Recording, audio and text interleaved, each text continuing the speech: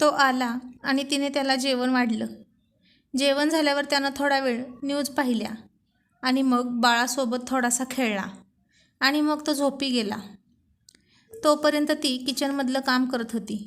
भांडी घासून झाल्यावर ती सुद्धा आली आणि त्याच्या शेजारी झोपली. तिने तिचा हात त्याच्या अंगावर टाकला आणि त्याची छाती कुरवाळू लागली. त्याला समजलं की हिला काय पाहिजे, पण तो खूप दमला होता आणि तिचा हात त्याने हाताने धरून बाजूला केला आणि चिडक्या स्वरातच म्हणाला, झोपू दे गं, आज खूप दमलोय मी. ऑफिसमध्ये खूप काम होतं. मग नाराज होऊन तिने तिची कूस बदलली आणि डोळे मिटून घेतले आणि तिला लग्नानंतरचे दिवस आठवू लागले. जेव्हा सागर तिला पाहायला आला होता तेव्हा तो तिच्याकडे पाहतच राहिला होता आणि ती सुद्धा त्याच्या नजरेने घायाळ झाली होती. 4 वर्षापूर्वी दोघांचं लग्न झालं आणि आता त्यांना 2 वर्षाचं गोंडस बाळ होतं. दोघेही सुंदर होते आणि एकमेकांना अनुरूप होते. साखरपुड्यानंतर ते दोघे दिवसभर एकमेकांशी रोमॅन्टिक गप्पा मारायचे. 2-3 वेळा तर ते डेटवर सुद्धा गेले होते. पण इच्छा असूनही त्याने तिला कधीही स्पर्श नाही केला किंवा मर्यादा ओलांडल्या नाहीत. तिने सुद्धा त्याला कधीही उत्तेजित केले नाही. ते दोघे त्यांच्या मर्यादा ओळखून होते. त्याला अनेकदा वाटलं होतं की तिला एकदा तरी किस करावा, परंतु त्याने स्वतःवर कंट्रोल केलं होतं. दोघांचं लग्न अगदी थाटामाटात झालं आणि मग दोघं हनीमूनला खंडाळ्याला गेले. तिथे गेल्यावर अगोदर तो फ्रेश झाला आणि मग ती अंघोळीला गेली. दिवसभर कुठे कुठे फिरायचं, कोणती शॉपिंग करायची, काय काय खरेदी करायचं, हे सगळं त्याच्या डोक्यात चालू असतानाच ती आंघोळ करून आली आणि बाथरूमचा दरवाजाचा आवाज येताच त्याने तिच्याकडे पाहिलं आणि तो तिच्याकडे पाहतच राहिला. तिने टॉवेल गुंडाळला होता आणि ती खूपच सुंदर दिसत होती. तिच्या गोऱ्या मांसल मांड्या, ओले केस, टवटवीत चेहरा आणि गुलाबासारखे ओठ पाहून तो आता उत्तेजित होऊ लागला होता. तिच्या अंगावरचे ओघळणारे पाणी तिच्या उरोजामध्ये जात होते. ते पाहून त्याच्या अंगावर शहारे येत होते. तो तिला मादक नजरेने पाहत होता. तिची नजर त्याच्याकडे गेली तसा तो लाजला आणि खाली बघू लागला. तिनेही आता स्वतःचा टॉवेल आणखीनच आवळला आणि कपडे घेऊन पुन्हा बाथरूममध्ये गेली. सागरचं आता रक्त सळसळत होतं आणि तो तिची वाट पाहत बेडवर तसाच बसला होता. तोपर्यंत ती सुद्धा कपडे बदलून आली. दोघेही आता एकमेकांकडे पाहायचं टाळत होते. थोड्या वेळाने मग तोच तिला म्हणाला, चल आपण फिरून येऊया. संध्याकाळ होतच आली आहे. तिने होकार दिला. मग त्याने टॅक्सीला फोन केला आणि दोघेही फिरून संध्याकाळी जेवूनच पुन्हा हॉटेलच्या रूमवर आले. त्याच्या डोळ्यात समोरून दुपारी पाहिलेले चित्र अजिबात हलत नव्हतं. रूमवर आल्यावर दोघेही फ्रेश झाले आणि झोपायच्या तयारीला लागले. आज पहिल्यांदाच दोघं कोणाबरोबर तरी बेड शेअर करणार होते. दोघांच्याही मनात एकाच प्रकारचे विचार चालू होते. डिसेंबरची ती थंडी होती आणि थंडीची लाटच जणू पसरली होती आणि ते दोघेही थंडीने गारटले होते. दोघांसाठी एकच मोठा ब्लँकेट रूममध्ये ठेवला होता. आता ब्लँकेट अंगावर कोणी घ्यायची या विचारात दोघे होते. परंतु तरीही सागर तिला म्हणाला, अगं तू घे हे ब्लँकेट, मी चादर घेतो अंगावर.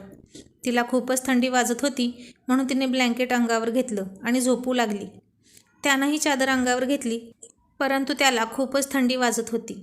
प्रयत्न करूनही त्याला थंडीत झोप लागत नव्हती. चादरीतून त्याला थंडी खूप लागत होती आणि तो आता कुडकुडू लागला. हातावर हात घासू लागला आणि स्वतःच्या पायावर पाय घासू लागला. दोघेही एकाच बेडवर 2 टोकाला झोपले होते. त्याची ती अवस्था तिने पाहिली आणि ती त्याला म्हणाली, अहो तुम्ही पण ब्लँकेटमध्ये या. थंडी चादरीमुळे नाही अडून राहणार. आणि मग तो ब्लँकेटमध्ये शिरला. आता दोघेही एकाच ब्लँकेटमध्ये होते आणि छताकडे तोंड करून एकमेकांशी गप्पा मारू लागले. गप्पा मारता मारता त्याचा हात तिच्या छातीला लागला आणि त्याच्या अंगात एक जोरदार कळ चमकून गेली. तिच्या अंगातही आता हळूहळू आग निर्माण होऊ लागली होती आणि त्याच्या स्पर्शाने तिला उत्तेजित केले.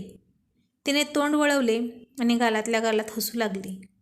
त्याने मग लगेच त्याचा हात बाजूला केला. तिला मात्र तो स्पर्श खूप आवडला होता आणि पुन्हा त्यांच्या गप्पा सुरू झाल्या. पण आता त्या गप्पांचा वेग मंदावला होता. दोघांचेही आवाज आता जड झाले होते. त्यांच्या आवाजात मादकता वाढत होती. आता दोघांनीही एकमेकांकडे तोंड केलं आणि मग सागरने हळूच तिचा हात आपल्या हातात घेतला आणि ती शहारली आणि मग तिने डोळे घट्ट मिटून घेतले. तिच्या झाकलेल्या डोळ्यांमधूनच सागरला आता तिच्या नजरेतलं आव्हान समजलं. त्यानं तिच्या ओठांवर ओठ टेकवले आणि तिचं चुंबन घेतलं आणि तो बाजूला झाला.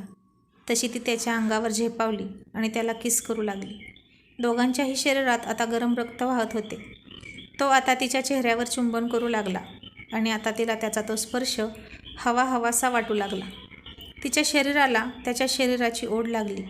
ती सुस्कारे टाकू लागली आणि आता त्याने तिच्या उरोजांमध्ये हात घातला आणि तिचे उरोज दाबू लागला. तशी ती मदमस्त झाली. त्याने तिचे कपडे काढायला सुरुवात केली. आता दोघेही विवस्त्र होऊन एकमेकांना बिलगत होते, सर्पाच्या जोड्यासारखे. त्यांची थंडी कमी होऊन त्यांचं ब्लँकेट बाजूला पडलं होतं आणि त्या रात्रीचा आनंद ते लुटू लागले. त्या रात्रीनंतर तो रोज तिच्यासोबत क्रीडा करायचा. तिलाही त्यात खूप आनंद यायचा. त्यांचा दिवस एकमेकांच्या आठवणीत आणि रात्र एकमेकांच्या मिठीत जायची. तो तिच्यासाठी रोज काही ना काही वस्तू घेऊन यायचा. तो तिला माहेरीसुद्धा जास्त दिवस जाऊ देत नव्हता. तिचा विरह त्याला सहनच होत नव्हता. तीसुद्धा त्याला सोडून राहत नव्हती. दोघांचं आयुष्य खूप छान चालू होतं आणि त्या आठवणीतच तिने तिचे डोळे मिटून घेतले आणि तिला झोप लागली. सकाळी ती लवकर उठली होती. बाळ दूध पिऊन गाढ झोपले होते. मग ती आंघोळ करून आली आणि आरशासमोर उभा राहून साडी घालू लागली. तिने धुतलेले केस मोकळे सोडले होते आणि तिच्या केसांचे पाणी त्याच्या तोंडावर उडाले आणि त्याला जाग आली. त्याची छान झोप झाली होती. तिला तशी समोर पाहून त्याला रात्रीचा प्रसंग आठवला. गेले 8-10 दिवस झाले त्याने तिच्याशी प्रणय क्रीडा केली नव्हती, कारण तो ऑफिसच्या कामाने खूप दमलेला असायचा. तीसुद्धा लहान बाळाला दिवसभर सांभाळून दमून जायची.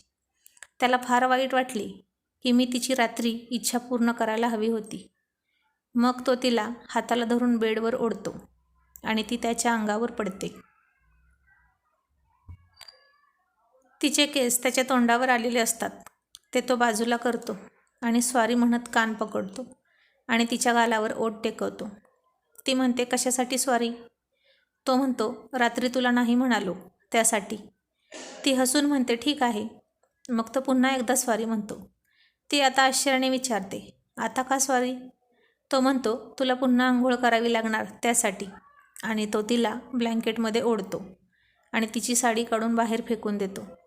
तीसुद्धा बेभान होऊन त्याला साथ देत होती. लग्नाच्या 4 वर्षानंतरही त्यांचं तितकंच एकमेकांवर प्रेम होतं. लोणचं जितकं मुरतं तितकं जास्त चविष्ट लागतं. त्याप्रमाणे लग्न जितकं जुनं होईल तितकी प्रणयाची गोडी वाढत जाते. ते दोघे ती गोडी चाकत होते. कितीतरी वेळ त्या ब्लँकेटची हालचाल होत होती आणि मग ती त्यातून बाहेर आली आणि हसतच पुन्हा बाथरूममध्ये गेली. तो अजून बेडवरच लोळत पडला होता. तर मित्रांनो, आशा आहे की तुम्हाला ही कथा आवडली असेल. कथा आवडल्यास व्हिडिओला लाईक करा, शेअर करा आणि अशाच नवनवीन कथांसाठी आपल्या चॅनलला सबस्क्राईब करा. धन्यवाद.